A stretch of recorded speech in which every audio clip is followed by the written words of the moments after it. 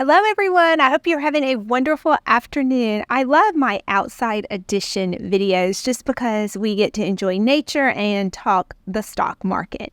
I wanted to give you all a little bit of insight into my perspective for what the rest of the year is going to be like.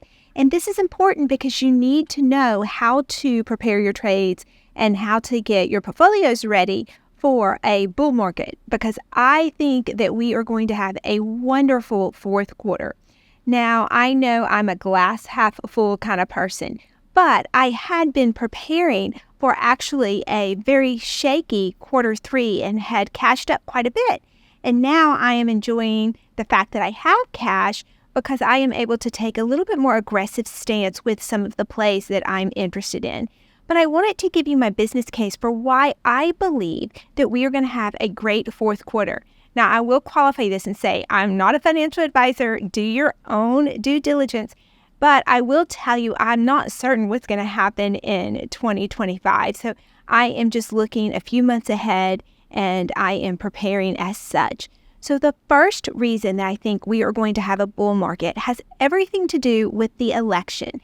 In an election year, we traditionally see November and December do really well. Once the lead up to the election is pretty exciting, and the current administration definitely wants the markets to be humming along just fine. Otherwise, that won't bode well for them at the ballot box.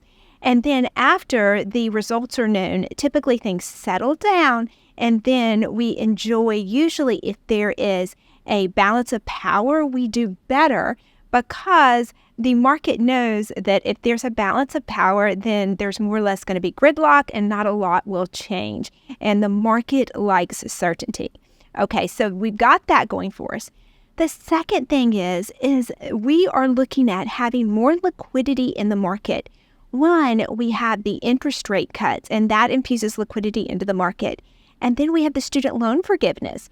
And so there will be people that are enjoying that. And a lot of those are younger individuals, and they are more apt for risk on assets. They have a longer time horizon with their investing, so they will be a little bit more confident going into riskier assets. Okay, point number 3 on why I think we are going to have a bull market has a lot to do with the money still on the sidelines. And if you think about if the institutions were anything like we were, and we were a little bit scared to get into the market in this last quarter, then there's a lot of money waiting on the sidelines that needs an assignment. And what I mean by that is all of these hedge fund managers have to meet with their clients and they have to discuss how everything went for the year. Well, if they aren't doing as well as the market, then they need to get that money off of the sidelines and get it into some significant assets. So the market doesn't care that stocks are overvalued. And I feel like that we do have a lot of stocks that are overvalued right now.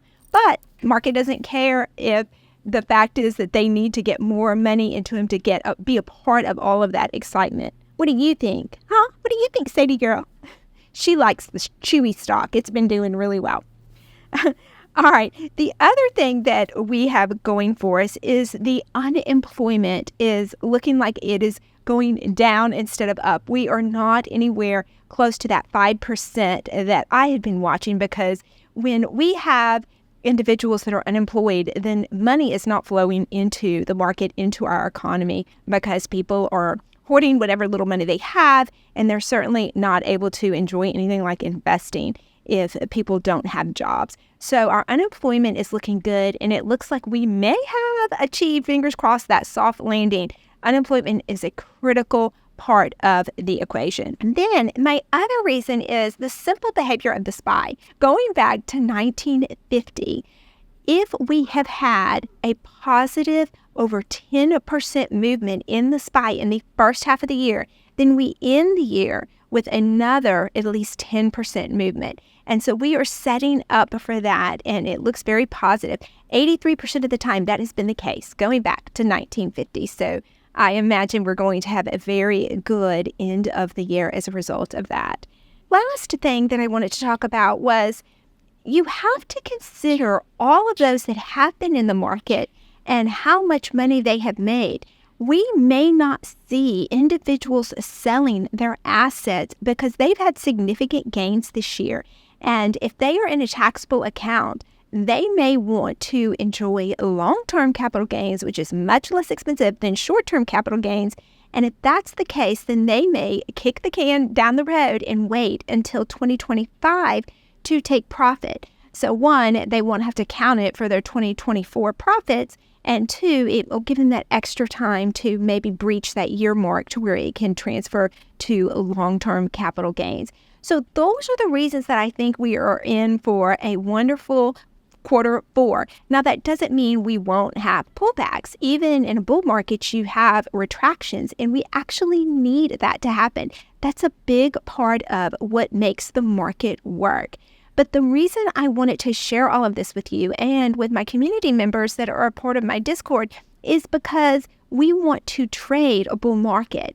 And when you're trading a bull market, one of the things you need to consider is, do you do covered calls? And I had just done a video over the last few days that goes over a lot of rich detail.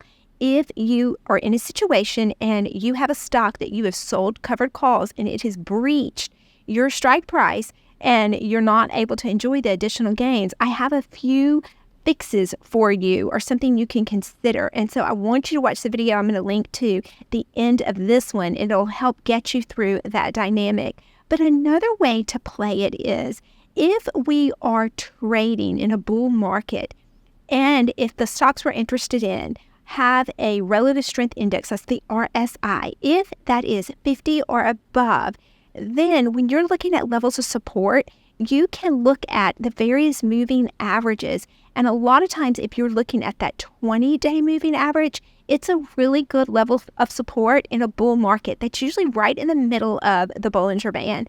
And you need to understand what strike prices to look for. That's a starting point.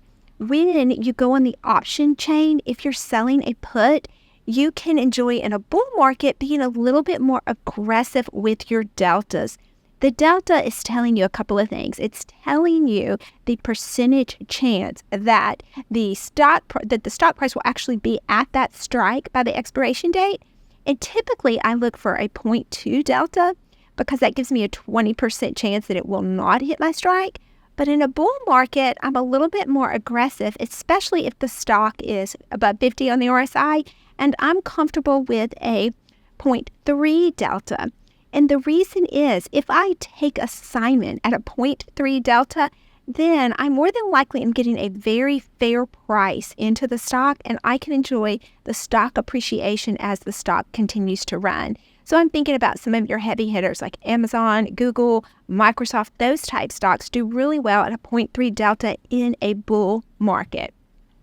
So those are the things that you may want to consider if you're preparing your trades. Also, leaps do very well in a bull market. And that's when you are buying an asset that is a year or more out. You're buying a call option, and you are enjoying being able to sell shorter dated calls against that. Now, I have a great video on the SPY that talks a lot about how to create income on a regular basis if you do that. And I will leave that link in the description of this video so that you can go watch that and make a better decision on if you want to get in trading the SPY on a weekly basis and create that income for you. I have so many exciting plans for you for this next quarter on the different videos that I'm going to share with you. And remember, if you are with Trading with Ashley, there is no trader left behind.